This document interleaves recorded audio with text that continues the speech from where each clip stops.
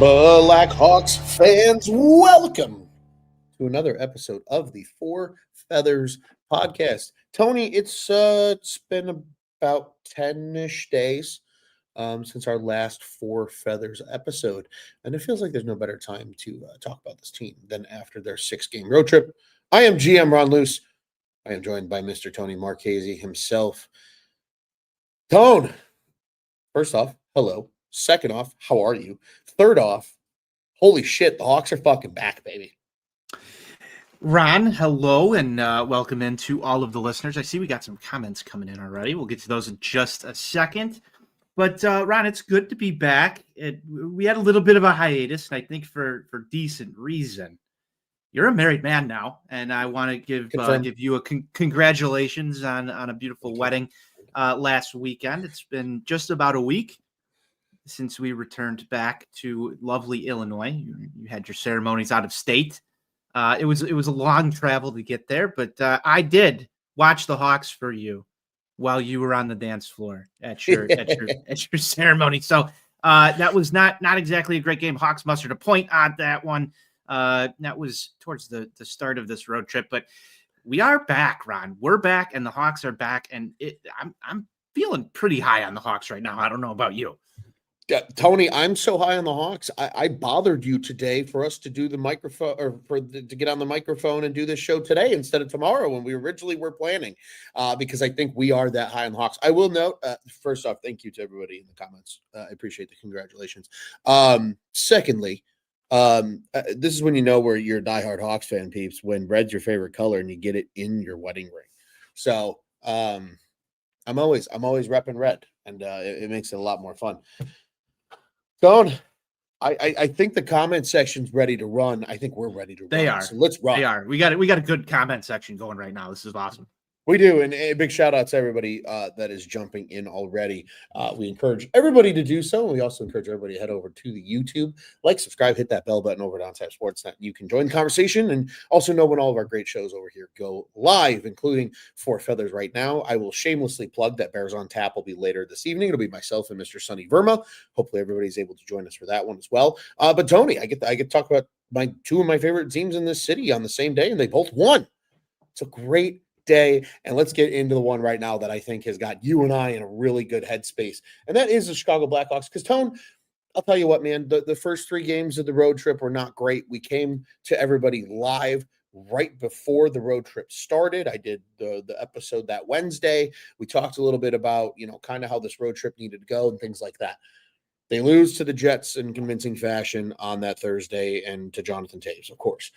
They lose in overtime to the Oilers, which, Tony, as you mentioned, you were watching that game while I was out on the said dance floor. And they lose in overtime, a game that they probably maybe should have won, I think, when it's all said and done. And then a really just bummer of a game in Seattle following that up on that Monday. But, Tony, the fortunes changed. Big win in Vancouver on Wednesday of this past week.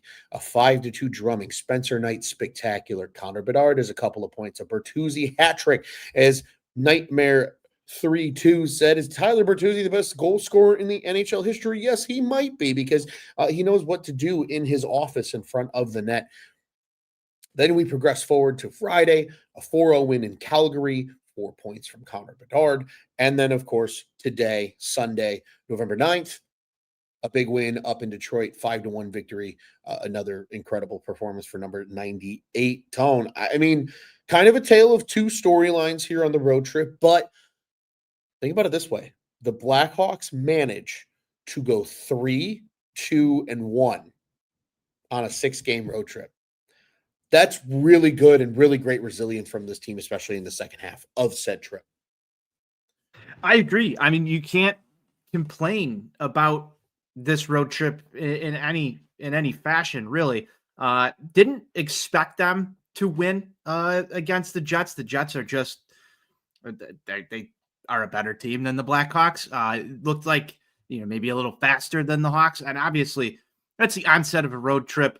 It took a little bit to get going in this one, and then the Oilers game. You battle back against another really good team, and take that one into overtime. Managed to get a point out of it. Seattle again. Another really good hockey team that the Hawks just didn't match up as well against. Then on the back half of this trip, they really got their game together, and you started to see what you've seen through the beginning of this season, which is a Hawks team that responds to adversity. When they're not winning, there seems to be the ability for them to turn it around and start to control play, control the games. And I want to point to Jeff Blashill as sort of the reasoning for this. We haven't seen that type of play from the Chicago Blackhawks in a long time. It's very encouraging to see them be able to respond to a couple of losses where things look like it's getting out of hand. I want to dial it or go back to the start of this. There was a lot of talk about a stat that I had really not heard of, Ron. I think it's called PDO or something that's out there. And Steve Kwiatkowski at Dirty Third 81, our guy, Steve, was talking about how this team is due for some regression. And they absolutely were. They were due for some regression. But where did that regression come against?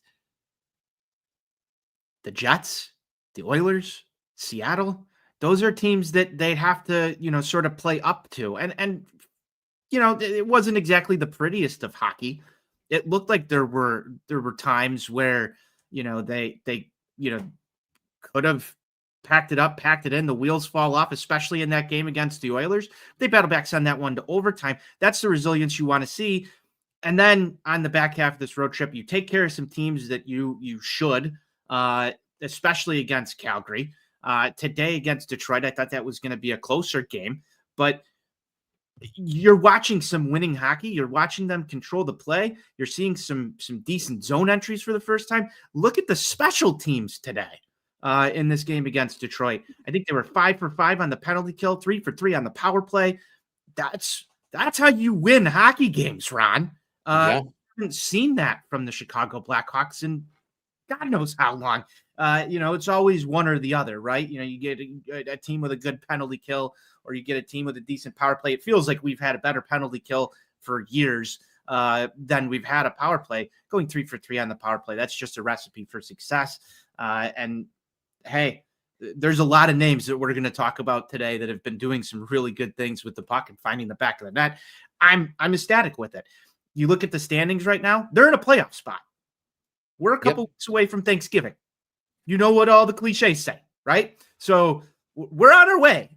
There's a lot of hockey left to play this year. There's a whole lot of hockey, and I'm not saying that we could be in this exact position in December or January. There might be things that happen, but the way that they're playing hockey right now at least gives you sort of that feeling in the back of your mind, like, okay, things are starting to come together. This is by no means a perfect hockey team, but they are finding ways to win hockey games when they should. And that is leaps and bounds better than what you've seen, at least for the last 2, 3, 4 years. So, Ron, I'll turn it back over to you. It's been a good road trip. It has been a good road trip. I think when it's all said and done, Anthony Tony says this season way better than he ever imagined. He still thinks the Hawks will be sellers at the deadline. I disagree with that. I think the Hawks will only be buyers if it makes sense beyond this season, right? And that's kind of what they've done, right? I know everybody could be like, well, you sold Seth Jones, but you sold Seth Jones for Spencer Knight and a first-round pick, and a first-round pick that is currently sitting in the lottery because of Florida's struggles to begin this season, right? So, things are going well, right? I think, what this road trip told me, though, Tone, it showed a lot of things. I love this comment here from our good friend, Mr. Nightmare 32. He says, other than a couple of moments here and there, the Hawks are exiting and entering the zone much more successfully, a big Blashill impact. I completely agree. And it's made this team a lot more fun, and they've been able to score more. And I think they're truly playing Jeff Blashill hockey. Again, I point back to the little bit of a deep dive I did this summer when he was hired, and I was excited and wanted to learn more about him because I knew very little bit about him. And it's crazy just how the principles he valued in that seminar about, how he coaches the game and things like that are translating to this Hawks team, right? We see the centers, supporting the D in the defensive zone. Short passes are the key to success. playing the wall. They have no problem playing the wall. They're actually been pretty good at it. And I think it's helped with a lot of those zone entries as well in a lot of ways. And then they're being aggressive on the forecheck, and they're continuing to take advantage of things. Hell, look at Connor Bedard's goal in Calgary. That's a perfect example of being aggressive on the forecheck, pickpocketing a defenseman at their own blue line, and then walking in and with dazzling stick handling, finishing for your 4th point of the night in a win. Tony, I also think the difference that we're seeing here. You mentioned the Blackhawks finding ways to win hockey games. But they're finding ways to win hockey games in convincing fashion against the teams that they should, right? 4-0 against Calgary, 5-1 today against Detroit, 5-2 against Vancouver the other night. It's not just, we squeaked it out 3-2, or, we squeaked it out 3-1, but we had an empty net goal. They're really starting to get on teams early and then build and just take care of business. And I know we talked a lot about Spencer Knight. I know Spencer Knight is the love of the town right now, and as he should be. But Tone, Arvid Soderblom today was almost as good. When you're getting this kind of goaltending, the defense is allowing the goalies to see the shots, right? They're very rarely like dirty area traffic in front of Knight, and we don't see that a lot, right? Soderblom didn't see a lot of that today. It's really encouraging when these guys can step up, make those big saves. And again, they've started to put together winning hockey. And it's really cool and really tough to watch because it's fun, man. It's fun when the Hawks are good. And we haven't even talked about the fact that Connor Bedard leads the NHL in points and his recent hot streak. That's another thing about this road trip, though. Even when they were losing those games, your best players were still making an impact. And Connor Bedard is riding a point streak as a result of that. Holy smokes, Batman.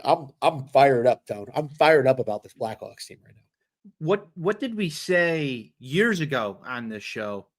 Post-Cup era Blackhawks, but still Jonathan Toews, Patrick Kane era.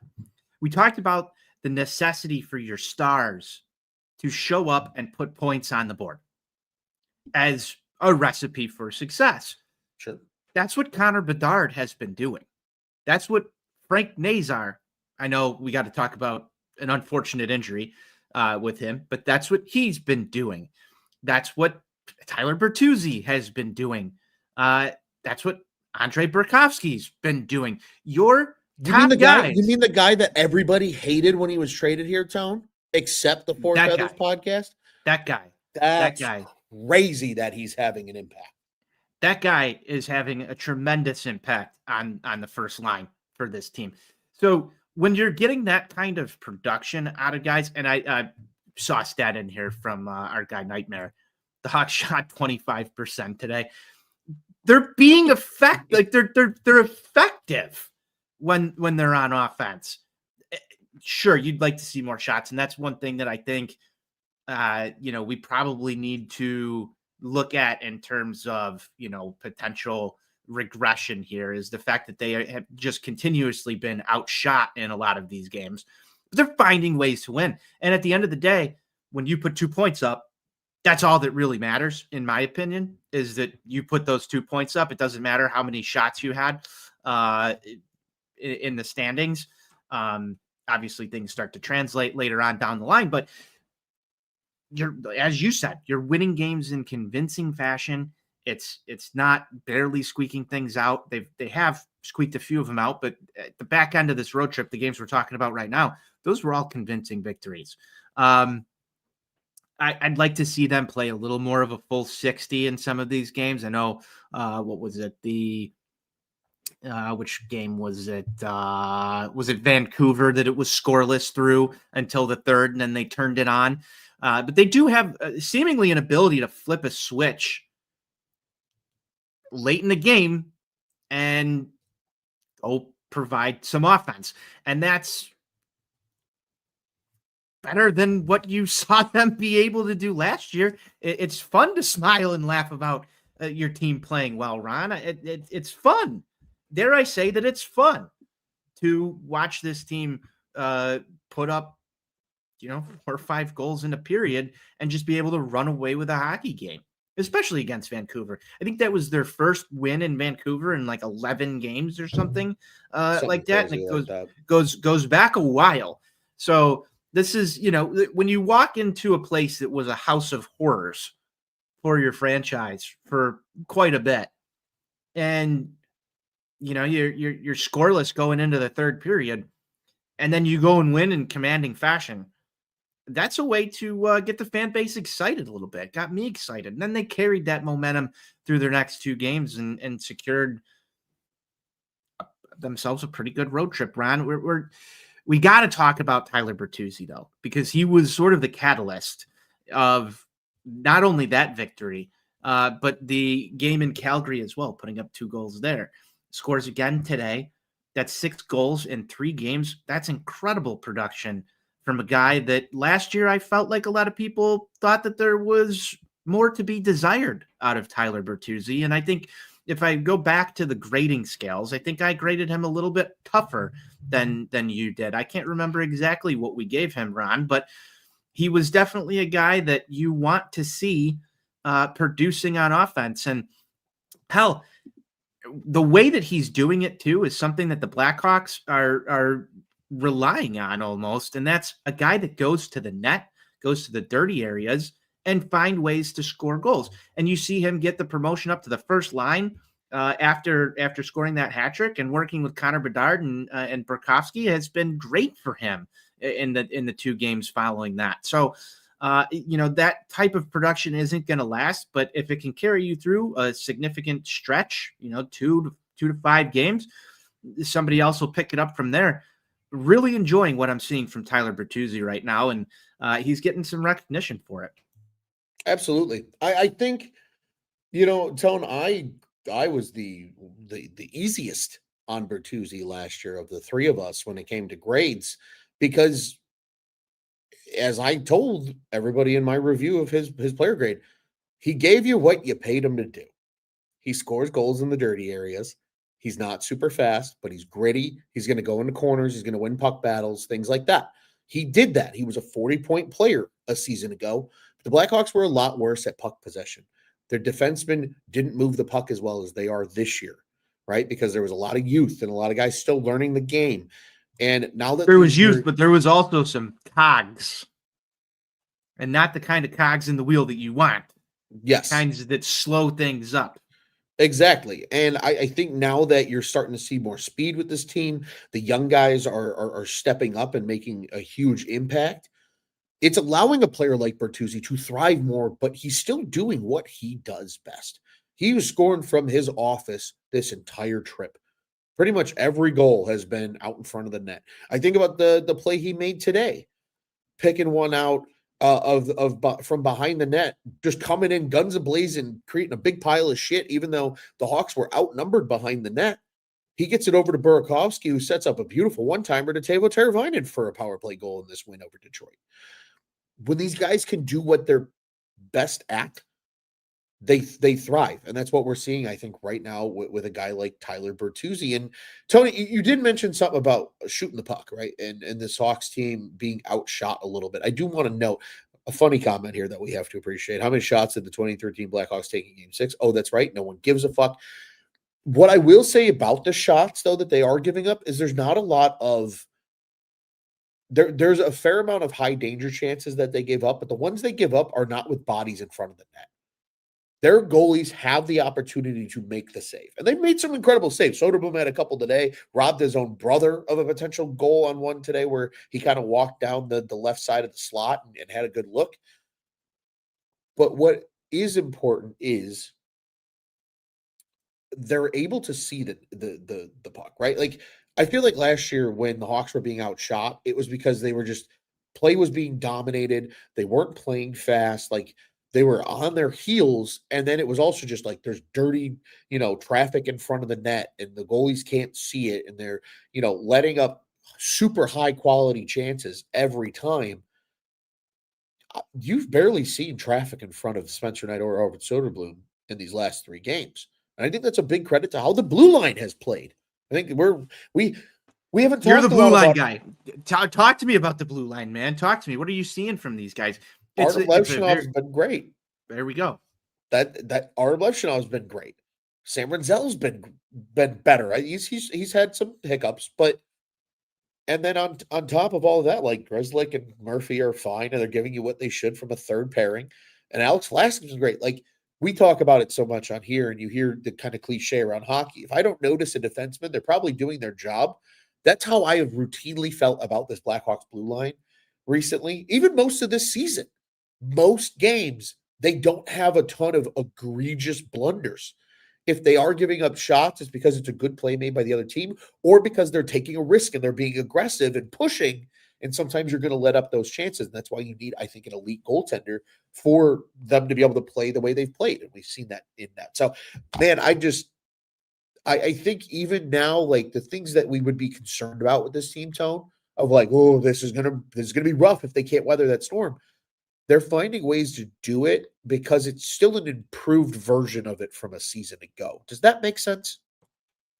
Yeah, it does. And you look at just the blue line now versus the blue line last year, and you look at the goaltending now versus last year. We called Peter Mrazek the perfect tank goalie for a reason on the show. And you've seen growth from Arvid Soderblom. Now, I think you're not always going to be able to rely on your goaltender to bail you out day in, day out, and, just be what they have been. Obviously, each of those guys are going to have their stinkers, and there's probably going to be more out of Arvid Soderblom than Spencer Knight. If you go back to the beginning of the road trip too, Spencer Knight was going through a little bit of a tough stretch there, and then turns it around, winds up with a shutout, basically steals 2 games, and then you get the performance today out of Arvid Soderblom. There was a comment in here as well about the Hawks not blocking as many shots, and that's something that we're at the point where we're picking out things as Hawks fans that aren't the same things that you were picking out a year or two ago. You're looking at the finer points of a hockey game instead of saying, wow, look at this fucking dumpster fire on ice. Everything needs to get better. And we're talking about, okay, how can we get better at blocking a couple of shots? How can we generate a little bit more? This is night and day difference in breaking down the way this team is playing hockey than we have done on this show in probably 3 to 4 years. Yeah. That's outstanding because it shows you that the steps that this team has taken have been in the right direction. And I think a lot of that goes back to things like the Spencer Knight, Seth Jones trade that we talk about, some of the draft picks that Kyle Davidson has made. I don't want to give too early of a stick tap, but a lot of these things are moves that were made by the front office to shore up things that were leading to dumpster fire type hockey. And we haven't seen a lot of that yet this season. And hopefully we don't, because this is much better to talk about than some of the things that we were breaking down just a year ago. One last thing on Arvid Soderblom too. This is not the same Arvid Soderblom that you saw 2 years ago when he was a Swiss cheese meme. And I think I was sort of beating that drum a little bit last year that he had taken a step forward, and it was reflective in the player grades as well in the offseason. He's taken a step. And now I don't know if he's your long-term number 2 goalie here. I really don't. Has he played himself into a position where he can be an asset, not only if it's for the Chicago Blackhawks, maybe somewhere else? Maybe, because you've got a couple of goalies that are sitting down in Rockford right now.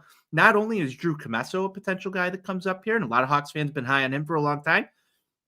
You also have Bereznoy, who played well in some of the preseason games as well and can earn himself a chance. So goaltending depth is definitely something that this team has.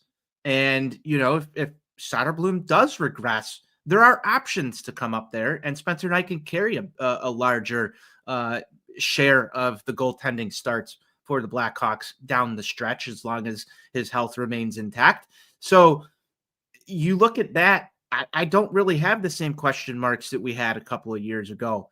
Same thing with the blue line. There's guys that can come up. Nolan Allen, Kevin Korchinski. There are guys that can plug and play should the health of some of these guys become an issue. Yeah. Ethan Del Mastro. There's names that are in this system that, if needed, can come up and play. And I think that sort of, at least in the back of my mind, provides a little more security as to what we're seeing at the NHL level right now, Ron. I don't know about you, but I feel a lot more comfortable than I have in years past. Most definitely. It's nice to nitpick about little things. And there is a lot of encouraging things going on right now. You mentioned goaltending depth. Adam Guyon, another name, is having, as Anthony Tony points out here, a crazy good college season. Yes, he's really starting to thrive.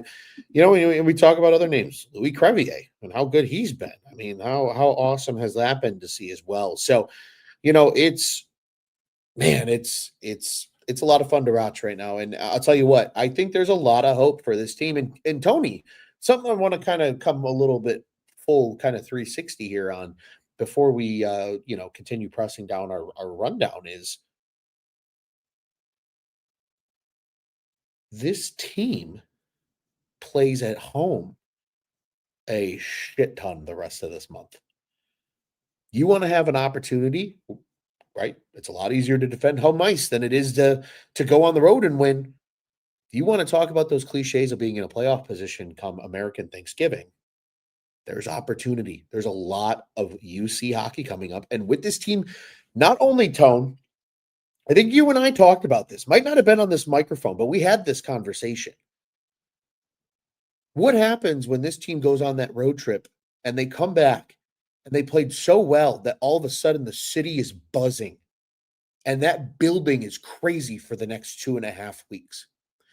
What if you start showing these young kids, Tone, what playoff, not even necessarily playoff hockey, just good Blackhawks hockey looks like when the fans show up and show out? And I think that's something we're going to get an opportunity to see, a bit of foreshadowing of what I'm looking forward to coming up now. But what happens when this team starts to feel that pulse of Blackhawks hockey again in Chicago? Do they continue to play better? Shit, Connor Bedard's already leading the NHL in points. It feels like a page fully flipped, Tone, on this season, and I think it's going to be so sick when it's all said and done, man. I think a lot of this is coming sooner than they had anticipated as well, and I'm sort of surprised at some of the attendance levels now that we bring this up, that it hasn't been as much of a ruckus as it can be. And I think that we're getting a slow build towards it. There's obviously still a lot of things going on. You had the Cubs in the playoffs, obviously. Weather in Chicago was really nice. Weather in Chicago was really nice. There's been a couple of Sunday games that, coincide with some Chicago Bears games and whatnot.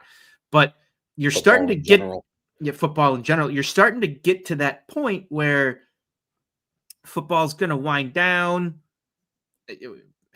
late February when they come back from the Olympic break into March. If this team's in, sniffing around a playoff spot, some of those games might be a little bit harder to get tickets for than what you're normally used to seeing. And we've got a couple games coming up on the schedule. I know we're not there yet, but one of the first centennial celebrations is, I believe, less than a week away. So there's going to be reasons to get out there. And the importance of doing this too, in what I think has been a pretty decently well marketed. I've got my reservations on some of the marketing things around the centennial season. It could be a little better. I know our guy Pat Comiskey put together a great article over at OnTap Sportsnet on one of his ideas for a throwback night.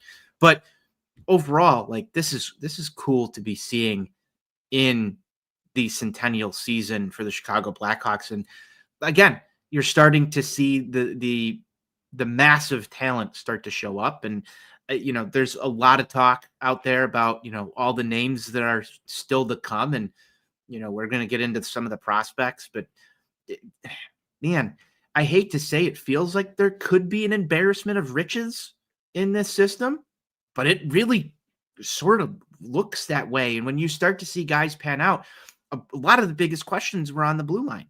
Does anybody miss Kevin Korchinski right now? That's does anybody miss the fact that he's in the AHL right now? That's been a hot topic for the last 2 years now on this show. Like if Kevin Korchinski doesn't pan out, I don't think anybody misses him right now. Winning solves a lot of problems. Sure does. It really takes the wind out of the doom and gloom attitude. Sales. Winning solves a lot of problems. And they're winning hockey games. And as I tweeted out the other day, the world is just such a better place when the Blackhawks play good hockey. I mean, it's true. The sky's so bluer. True. The grass looks prettier. Yeah, man. The sun shines brighter. Of course. I think you're 100% right, Tone. Just to really quickly add, because I thought you brought up kind of a great point. There's been a lot of criticism of the Blackhawks front office as in an entirety, not just on the hockey operations side, that what's a really good way to get in the good graces of this city? Is your team playing well in a year that you said you're going to dial it up for the 100-year celebration and really pay homage to the history of this organization? Like, this is kind of almost as we joke of like, the Blackhawks, like John McDonough, when he got hired, kind of hit a PR marketing, like it was genius. And on top of it, the team was hitting their stride at the right time. Like, this almost feels like another one of those where there is some luck involved about the timeline kind of aligning in a way where you can really ride that momentum in a city and take off. And I think we're starting to see that as well. And, maybe tinfoil hat. Maybe this is exactly what they were hoping for, Crackham, to happen was this team is going to start getting good at a time where we're really going to be able to fire people up again about Blackhawks hockey and get them excited about this new version of this team. And I think that's what we're seeing. Can we talk about, not only is it the Blackhawks though, the whole city in general from a sports perspective, and I hate to dovetail away from just the Blackhawks, but we have gone through as a sports city, the last decade has been just fucking abysmal, absolutely abysmal. You had the Cubs make the playoffs. I don't like that, but you had the Cubs make the playoffs, and they made a decent run. You had the Chicago White Sox kind of going through something a little bit similar to what the Hawks are now. I don't think it's at the same level as a Sox fan personally, but they finished the season stronger. And so you had a little buzz around guys like Colson Montgomery and Kyle Teal and Shane Smith. You had some palpable buzz around their team. The Bears seem to just be able to pull off seemingly impossible wins week in and week out so far this season. The Bulls got off to a pretty hot start. I know they lost last night, I believe, but you add in the Hawks too. There's been a good buzz around Chicago sports lately, and something that we haven't seen in a long time. I just want to point it out there though. Like, we have not had that as a city in quite a while. And this, we've been doing On Tap Sportsnet now for close to 7 years, and this show precedes On Tap Sportsnet in and of itself. So we haven't had a lot of excitement to talk about, really. Maybe some pockets here and there, but it feels like there's been a sort of a chapter turn a little bit when it comes to some of the vibe around Chicago sports lately. And I'm glad that the Hawks aren't still bottom dwelling along the ride with everything else that's gone on in Chicago sports. So, from a marketing standpoint and just from a relevancy standpoint, not that the teams compete against each other for anything really. Maybe the Cubs and Sox and when they play each other, but for the Hawks to be taking these steps at the time that they're taking them is important from a marketing standpoint and from an eyeball standpoint as well, because you don't want to fade into irrelevancy. You don't want to be versions of Hawks past, and we all know which era I'm talking about, where you're irrelevant.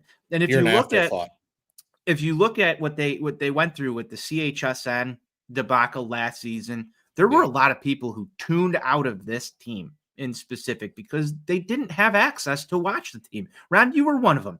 Last year, I remember being on the phone with you as you were rolling up tinfoil to attach to an antenna and run it out your back patio door so that you can try and get a signal to watch the Blackhawks play hockey. And when that doesn't work, why the fuck are you tuning in to a team that's going to ultimately lose?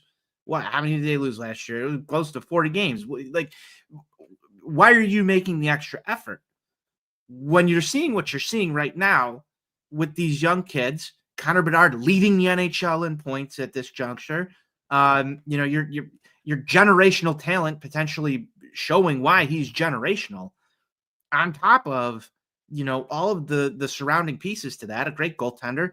There's buzz. There's reason to tune in, and I think that that's an important step for them to take, because what would a year like this have done to this franchise if they were horrible?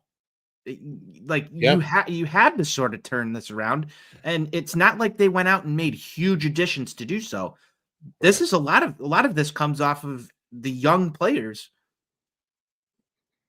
playing to their strengths and in a system, and like, so far everything is sort of panned out, knocking on wood. But this is a very important year for this team, regardless of whether or not they make the playoffs, but to be entertaining. Yep.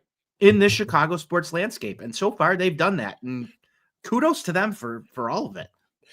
A legendary rant, my friend. I think you're spot on. I think to sum it up briefly, I think that the teams in the city, when they're all playing well together, it goes better for everybody. And I think the Hawks are hitting that stride at the right time, to your point. Tony, you mentioned some of the optimism, and there's a couple little notes that I wanted to bring up. I think this is a great quote from Anthony Tony. I'm actually going to use it because I was kind of going in this direction anyway. Oliver Moore is in Chicago to stay. Gets his first goal today against the Detroit Red Wings. It's his first career goal. He didn't score last year in his time up, just like Sam Renzel got his first NHL goal earlier this season.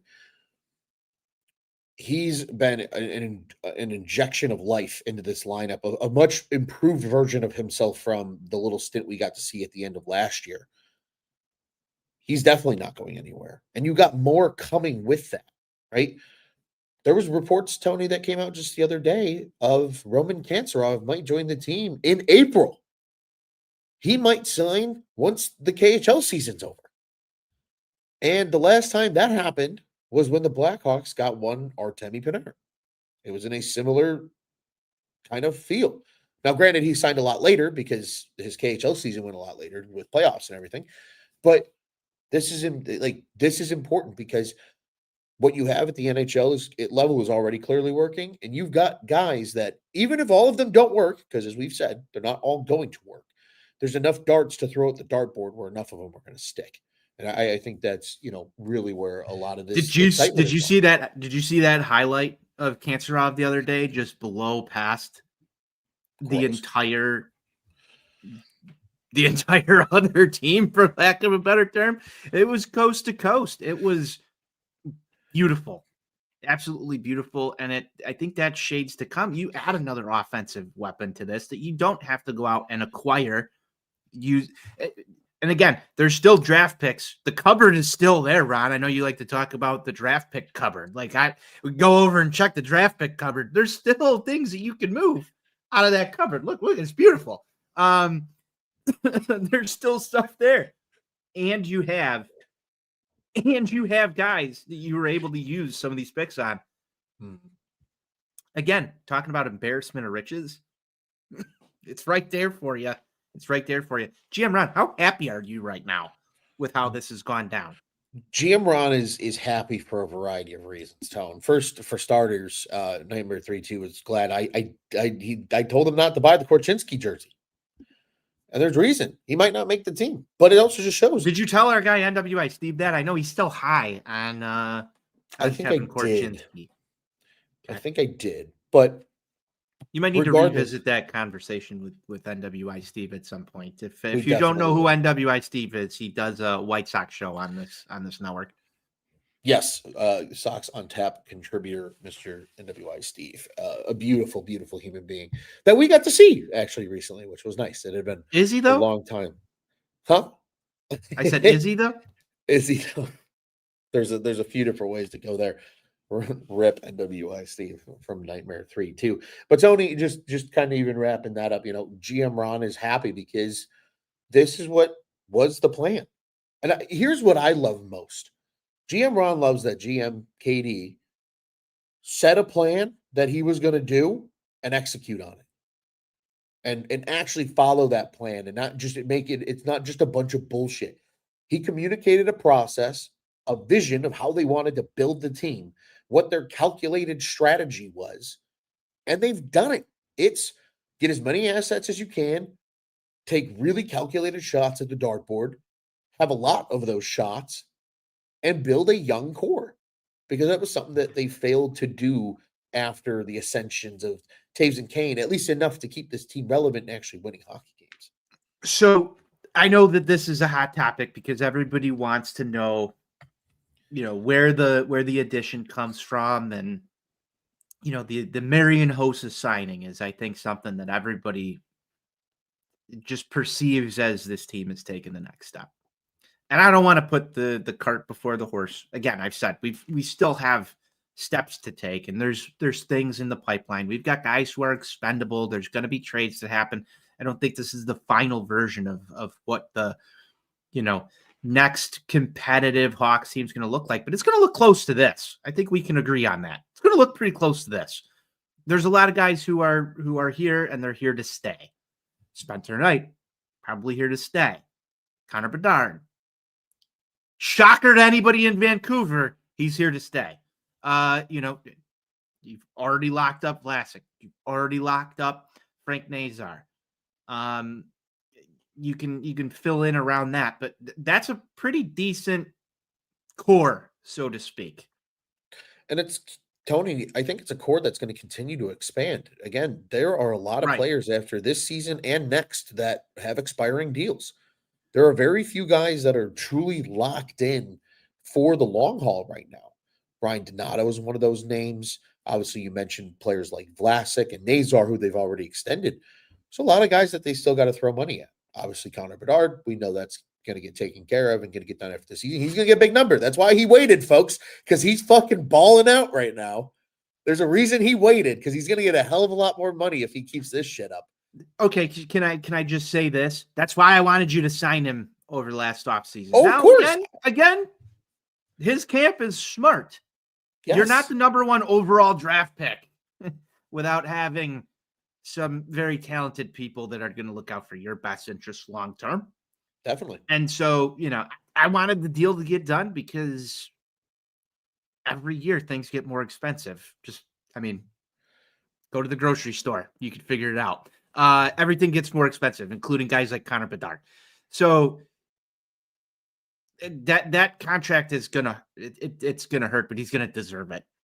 Yep. And if he takes a 5-year deal, he takes a 5-year deal. Enjoy those 5 years and hope that you try and go and win a cup in the next 5 after that. And I think that that's reasonable things to say at this juncture. Is that at the end of the next 5-year window, you should probably be aiming for at least one Stanley Cup in that window. And then hopefully there's another contract extension that comes after that. Spencer Knight, I wanted more term on that. So there are things that I can say, I wish went a different way. However, you still haven't given Artem Levshov a long-term contract. You still haven't given Sam Rinzel a long-term contract. You still haven't looked at what, Nick Lardis is going to cost in 3 years from now.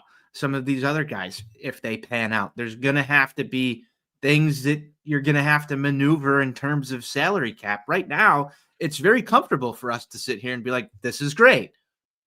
It's going to look a little different when things get tighter. And if you were a Blackhawks fan during the Cup era, you understand that.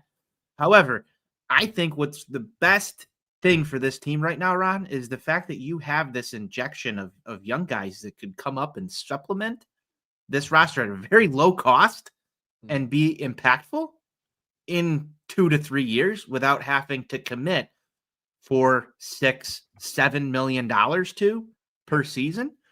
And we'll see what next offseason looks like. Again, way down the road here in terms of, looking at long-term outlook. But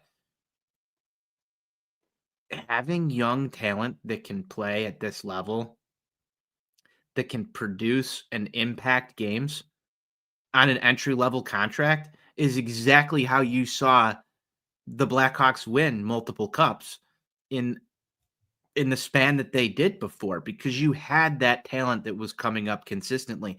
Now, it really hasn't been done the way that the Hawks have built this so far. And I don't know, Ron, if you're the GM here, but this is what I wanted to ask you. If the Hawks are able to pull off a cup win or 2 cup wins in the next 6 to 7 years, did Kyle Davidson potentially reset the way that you build hockey teams through draft capital instead of going out and just spending? Because that's what fans want all the time. They just want you to go out. Look at some of the names that we were talking about last offseason. Oh my God, if we don't go get Marner, this season's gonna be terrible. Connor Bedard needs someone to play with. It so far has worked out with a guy like Andre Burakovsky. And you've seen Ryan Green play up there. You've seen Tyler Bertuzzi. These aren't sexy names. Mm-mm. But all the sexy names are the young guys. Yeah. You haven't seen that a lot. The Sharks are sort of doing it as well. Maybe not to the extent on the blue line. Yeah. But I don't know. You've given Kyle Davidson a lot more leeway than I think most people have. And I don't think it's time to give him a total victory lap yet. No.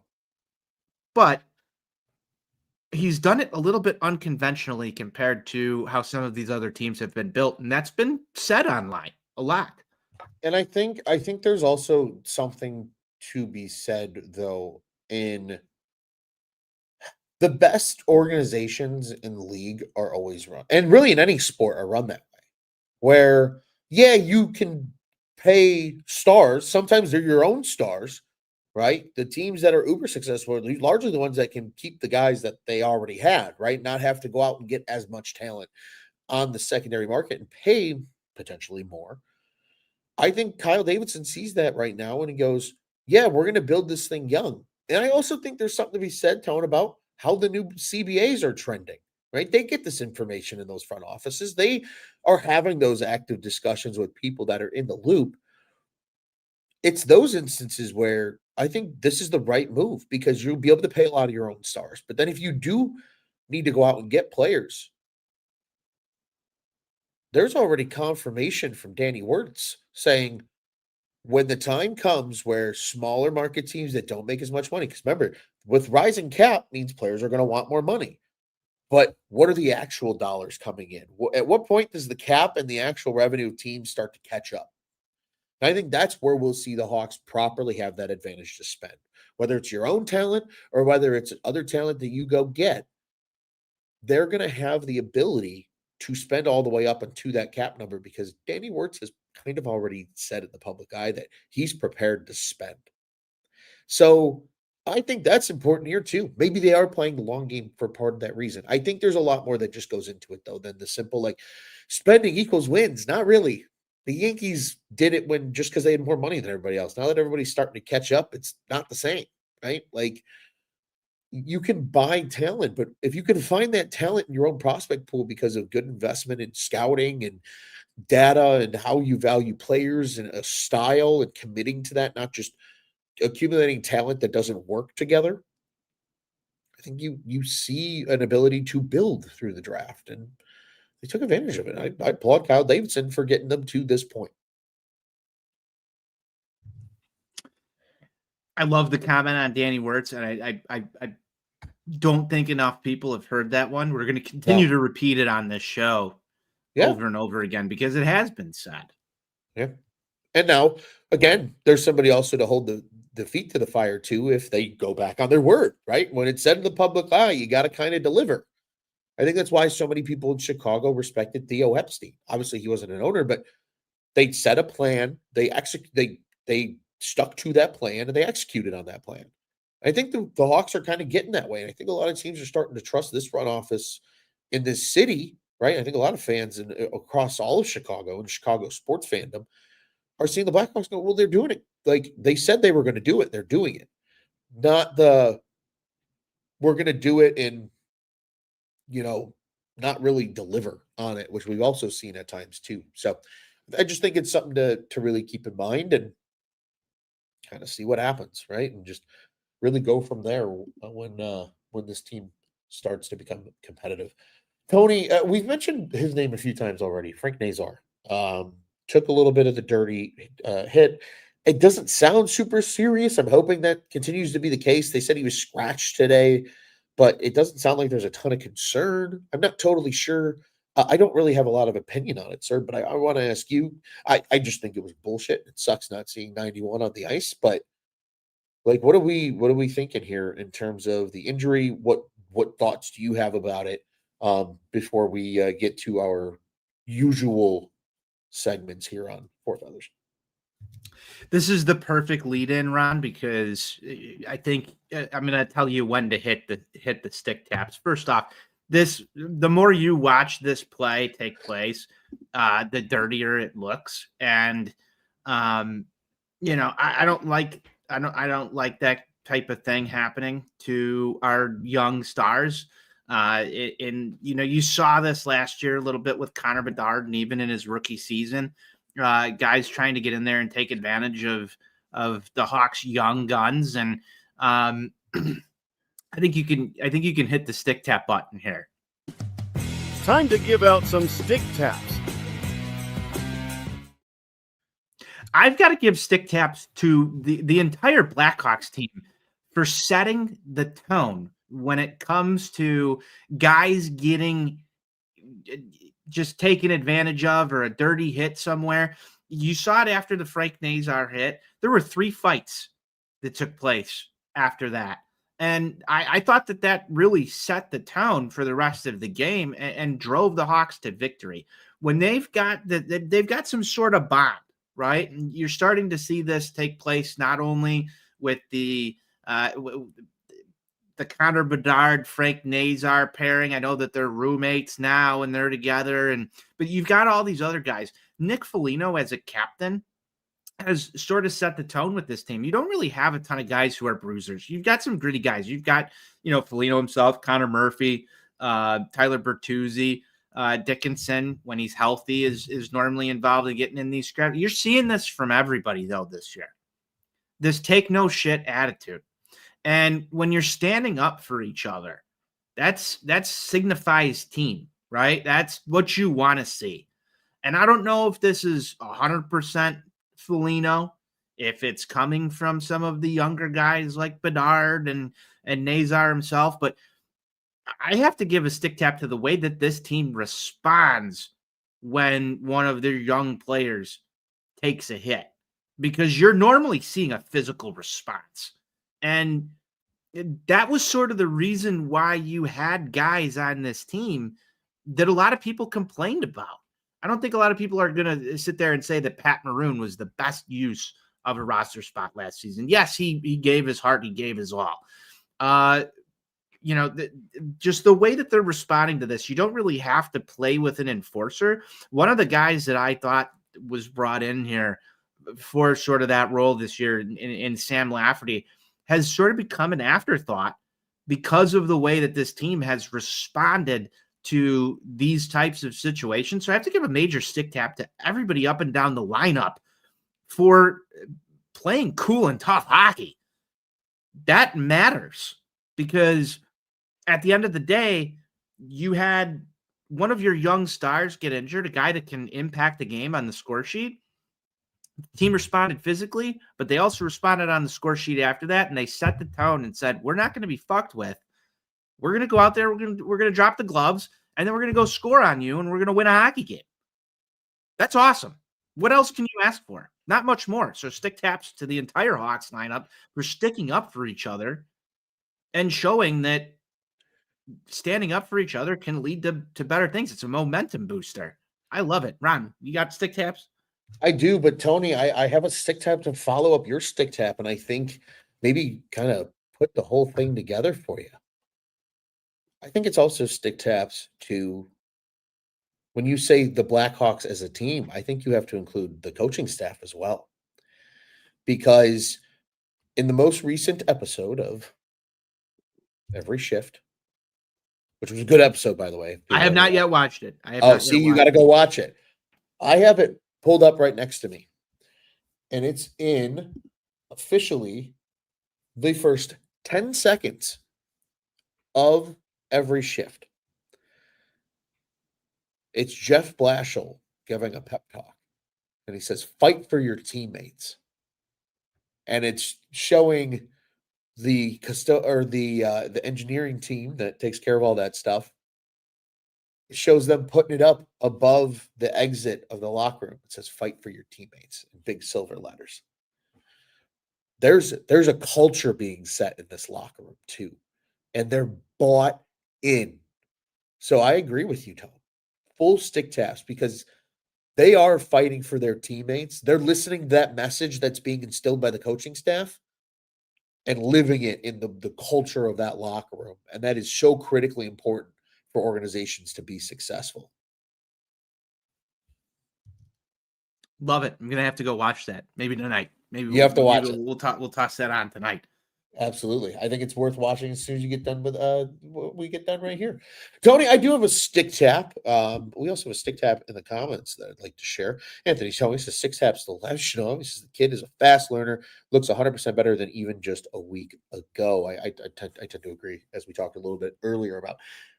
Tony, stick taps to Ryan Green. And this one's going to confuse people, but I was thinking about this the other day during this road trip. You know, we've seen his role. He's been playing up with Bedard at times, right? You know, winning faceoffs so Bedard's line can have possession, the offensive zone, and be dangerous. This was a guy that most people expected to not make the roster, but because of the injury to Landon Slaggert, he got the kind of final roster spot. And on that show, I said stick taps to Ryan Green, because you've earned yourself another opportunity after a little bit of a rough preseason to make this club and make an impact. And son of a bitch, he did it. He is continuing to do it. He has a role on this team. And I think that's, again, so critically important, because everybody thinks of the stars. But there are so many times where when you're drafting talent like the Blackhawks are, you need to hit on guys that can just fill role positions and do their job well. We saw Marcus Kruger be that kind of player. Andrew Shaw be that kind of player. Player after player after player that had that kind of mentality.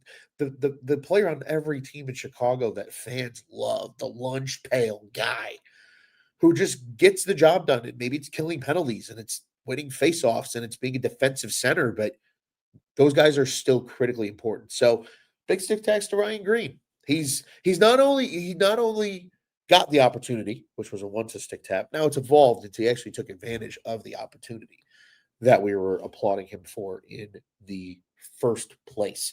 So Tony, that is my stick tap. I like the little bit of reverse order we went in here. Yeah, Nightmare 32 says Shaw's and Kruger shout outs, of course. But those are the type of players that the fans love, and you know they're critically important to the success of the team, just as much as your Connor Bedard's and Frank Nazars are as well.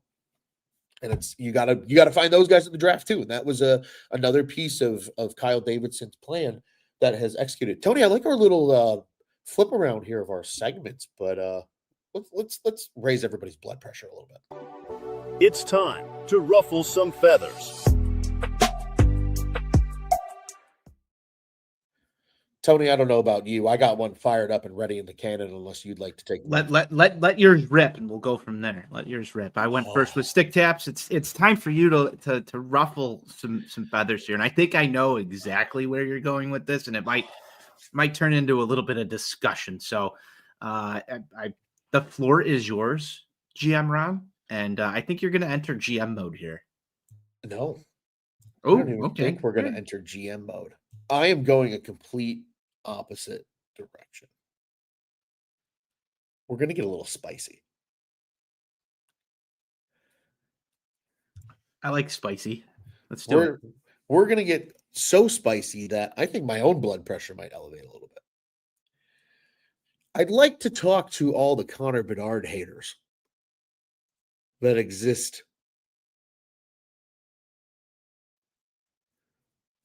You got me, Tone? The internet's already afraid of what I'm going to put out there. to everybody that said Connor Bedard was a bust, or to everybody that said Connor Bedard is not good at hockey, or he doesn't have it, he's not going to be a potentially generational player. Yes, Lebowski, you are correct. Those idiots are real quiet right now. It's a rough day to live in the camp of Bedard is not a good hockey player, and he's going to be a bust. Shit, him and Macklin Celebrini right now are the two best Canadian players in the league, and they're not even being talked about for Team Canada.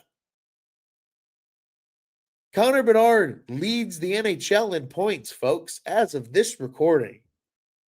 25 points in 16 games. He's looking Hey, Ron, like is that star. good? It's so good, Tone. And on this day today, the so good meme was created because Connor Bedard, he is so good. He's so good, Tony. He's so good. And it's a really, really rough day for everybody that hates on the Blackhawks and Connor Bedard. You guys just hate because you don't have him on your favorite squad. It's a tough scene for the negatives out there. And I am just rolling like a pig in mud in the quiet and the jubilation of not even hearing the chirps because they're silent, because they have no space to talk. Connor Bedard is fucking here, man. And it's been fun to watch number 98 and this last stretch of games because he's starting to take over games. It's been a long time since the Blackhawks have had guys that can do that. And it's really cool. I love it. I love it. I love everything about it. In fact, my ruffle some feathers was going to sort of be along the lines of this. So we'll just add on. The discourse that's been taking place on X about the Canadian Olympic team is fucking insane.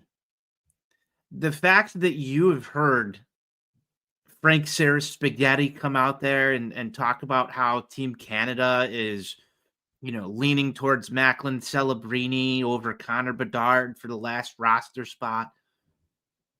And then everything that's come spiraling out of that.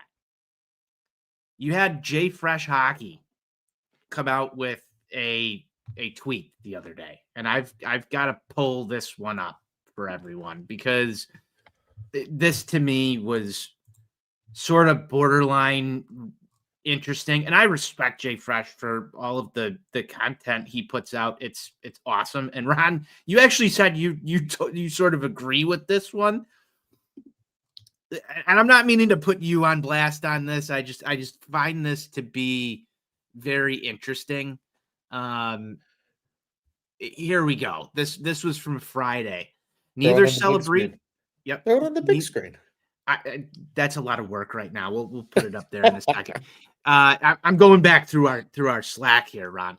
Neither Celebrini nor Bedard have come anywhere close to establishing themselves as a generational player. Simmer down.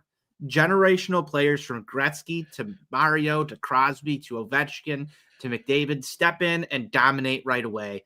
Not step in and play really well when you consider the quality of line mates or dominate in stretches. If Celebrini wins the Art Ross with 110 points, we can talk. Now, this was before Connor Bedard had tied or took over the points lead. Ron, you responded back in Slack and you said you tend to agree with this. And I get it. I get it. There's been so much around this. And while we can sit here today and say Connor Bedard leads the NHL in points at this very moment, we have not reached this pinnacle as Hawks fans to shoot our shit out into the world and say, fuck yeah, Connor Bedard's here. Eat that, motherfucker. That hasn't happened yet. But it is here now. And the fact that both of these guys, now, mind you, I'm a USA hockey fan. I want Team USA to win. That's who I want to win. I do not want Canada to win. Team Canada is better with both of those individuals on the roster. And it doesn't take a brain surgeon to figure that out. It doesn't take rocket appliances to figure it out. These two young kids are the future of hockey. And yes, it would have been great had the ping pong balls fallen our way, and we could have had both. We wouldn't be even discussing which one of the two is better, outside of the fact that people would be like, wow, Chicago's got both of these young studs. The whole discourse is built on the fact that both of the San Jose Sharks and the Chicago Blackhawks are going through a rebuild right now. And it drives tons of clicks because anytime these two are thrown into a comparison is just it's a wet dream for the national media. They get to sit there and piss off whichever fan base it is and just get so many comments going back and forth over which one's better. If you're Team Canada, it doesn't matter. Both of those guys should be included in at least the conversation. And to sit there and hear that the league leader here on November 9th in points is slightly below someone else is, to me, just a little bit of a disgrace when it comes from, the insides of Canada hockey. Do you want to win the Olympics? I don't know. Connor Bedard seems like a guy that would probably be beneficial to have on your roster. Just saying. That's all. I don't know. Some people might get hot and bothered about this. We're here to help. It seems like Connor Bedard is pretty good at hockey.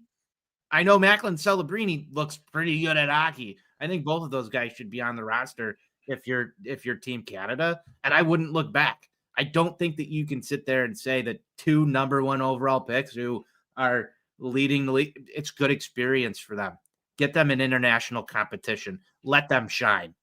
There's no reason not to. And you know what? For Jay Fresh, there is a reason why both guys had the talk around them about who their line mates are. I think a lot of that stuff is justified. But guess what? Both of those guys are making impacts. And you know what? If Andre Burakovsky was the reason that Connor Bedard is now starting to play really fucking well, then Kyle Davidson needs to be GM of the fucking year, because no one was talking about how Andre Burakovsky was going to come in here and improve Connor Bedard's play. Someone make it make sense for me, Ron. I can't fucking figure it out.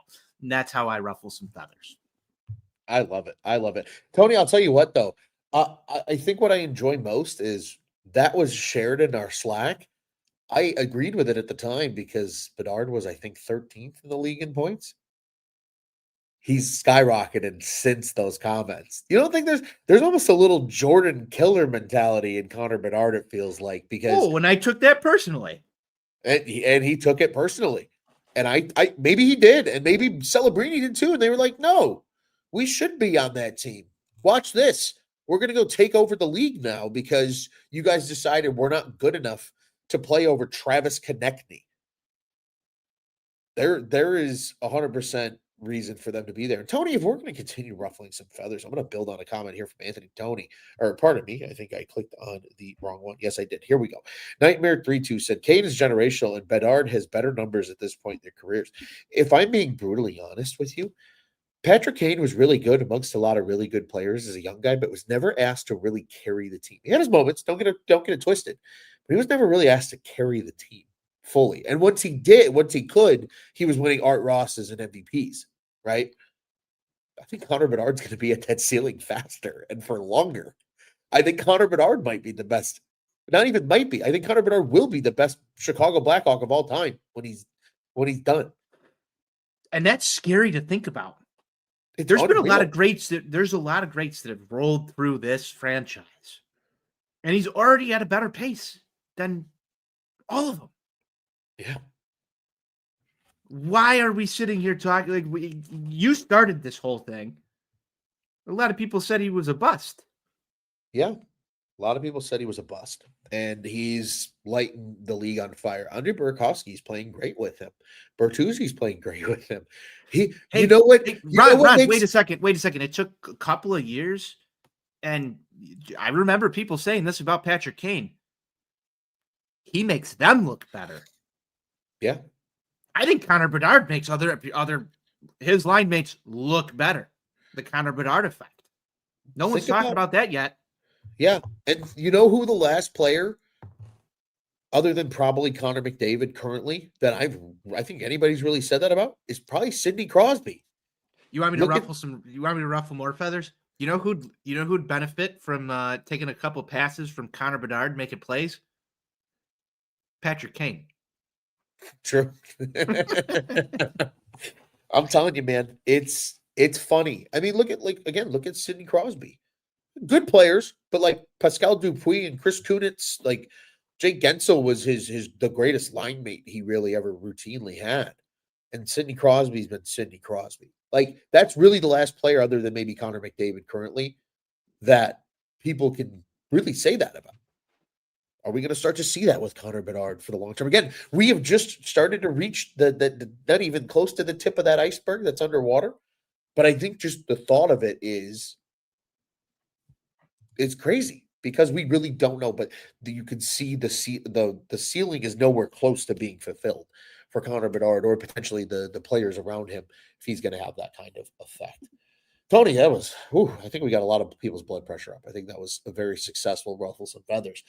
I will say, though, Tony, what's on tap next is kind of nice if you're a Chicago Blackhawks fan and if you're a Chicago Blackhawks player, because they get to stay home for a holy hot hell of a minute in the coming slate of November. The most notable games, probably the next two that you'll hear us after.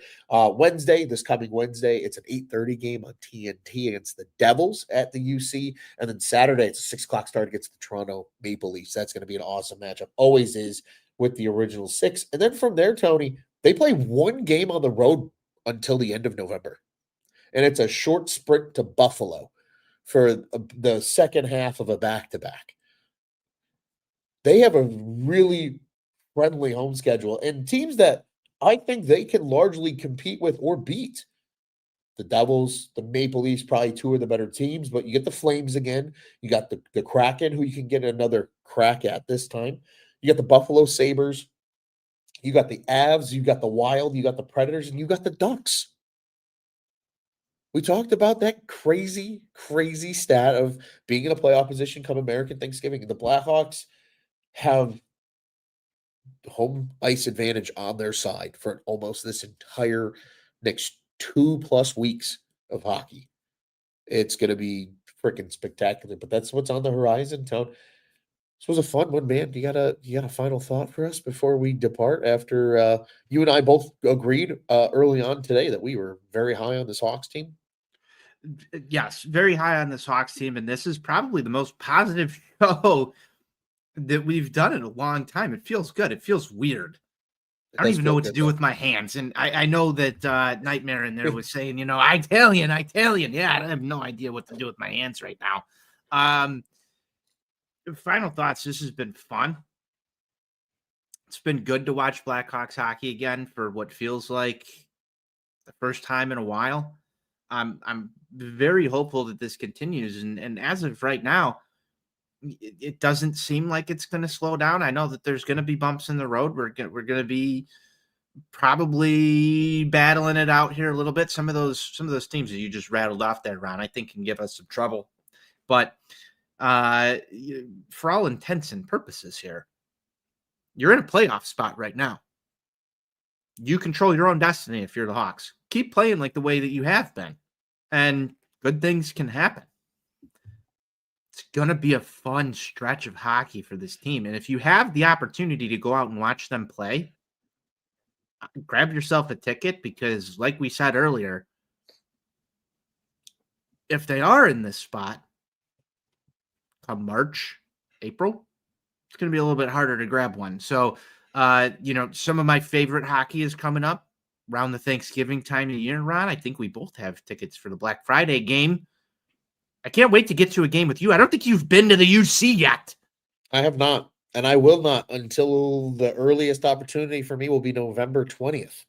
We got to get to a game. We got to recreate the Ron Luce stick handling challenge up on the 300 level. I'll get the Zins down on the floor. We'll get some beers. We'll get you a hockey stick full of beer. You'll chug that beer, and we will see if you can get the Zin puck through the obstacle course at some point this season. That's what I'm looking forward to. That's my final thought. I need a properly heavy puck though in order to move the damn thing. It was too light and kept getting stuck on the sticky floor. All I'm hearing are excuses. You got to work with what you got. I Got to will. work with I what will. you got. I will digress. I will digress. There's talk of coming to Dallas for the New Year's Day game. I will be in Florida at that time, so you unfortunately, will. I cannot make that one. Yeah, no. I'll be. I don't know what the hell I'll be doing, but probably, unfortunately, not going to Dallas at that time of the year. But let's keep an eye on that. Maybe down the road. Who knows? Little Four Feathers road trip in the future. Could Dallas be is a lot definitely of on fun. Dallas is definitely on the list. I just don't know when it's happening. But yeah, I do got to make it to Texas at some point. All nightmares hearing our excuses. Tom. I did not book this trip. I did not book this trip. This trip was booked for me, and I will be where I am told. So all I'm hearing is excuses, Tone. I agree. Just leave the family vacation and head on down to that would be fun, but you never know. That'd be wild. I'm just saying. All I'm hearing are excuses, Tone. So just remember that we're both full of. Hey, turnabout is fair. Turnabout is fair play. No, that's fair. That's fair. Hey, and I'll tell you what. We are also having fun though talking about Blackhawks hockey. And that's what trumps all here on the Four Feathers podcast. Tone, what do you say, buddy? Let's go Hawks. Let's go Hawks.